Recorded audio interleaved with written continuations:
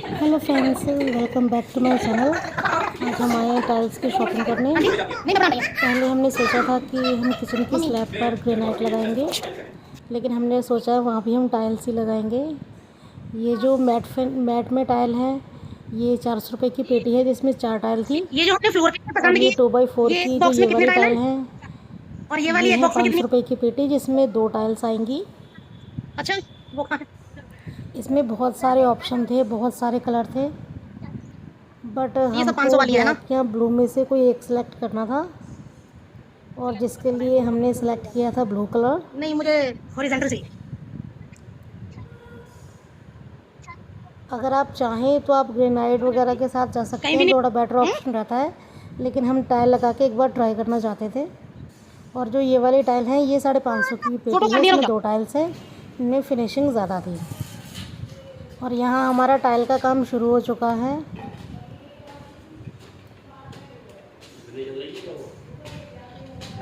यहाँ पर टाइल की हो रही है कटिंग। इस वीडियो में बहुत सारी ऐसी बातें हैं जो मैं आपको बताना चाहूँगी। जब भी आप टाइल लगाएं अपने घर में, तो कुछ बातों का आप ज़रूरी ध्यान रखें। सबसे पहले तो आप टाइल लगाने के लिए जो मिट्टी यूज़ कर रहे हैं, वो सब जगह से पता करके, उसका काम देख के प्लीज़ उसके बाद ही लगाएं। जो हमने गलती करी है, वो आप गलती बिल्कुल भी ना करें।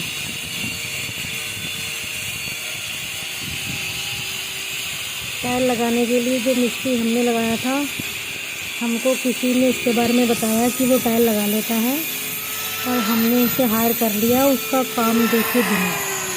लेकिन हमने इतनी बड़ी गलती कर दी कि हम क्या ही बताएं।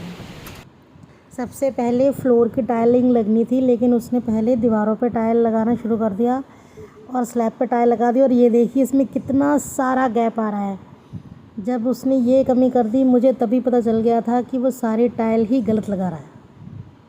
लेकिन उसके बाद उसने मेरे कहने के बावजूद भी दीवारों पर टाइल लगा दी कि नहीं हो जाएगा, नहीं हो जाएगा। क्या कर सकते हैं। फिर मैंने उसको बहुत मना करने की कोशिश की थी, लेकिन वो लगाता रहा।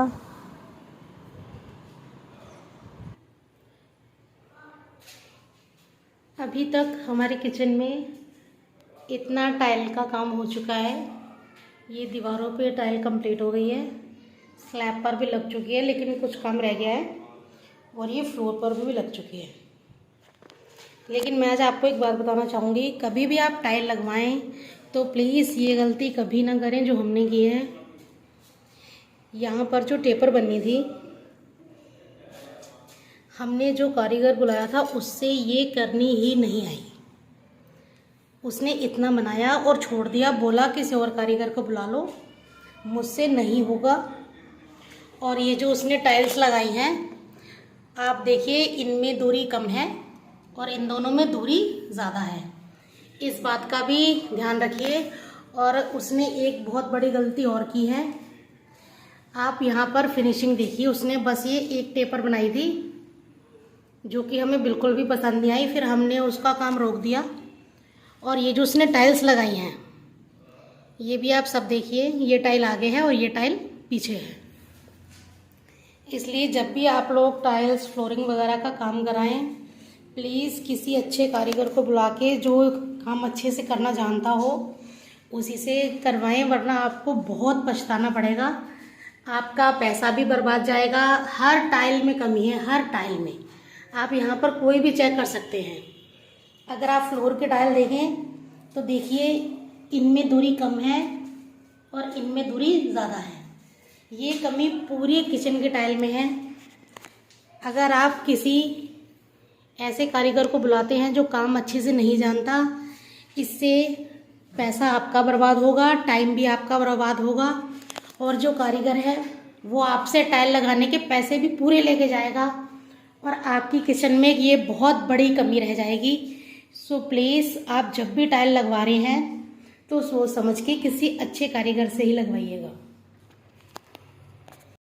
और आप जब भी ये सिंक का काम करवाएं तो प्लीज़ एक ये गलती मत कीजिएगा जो हमने की है।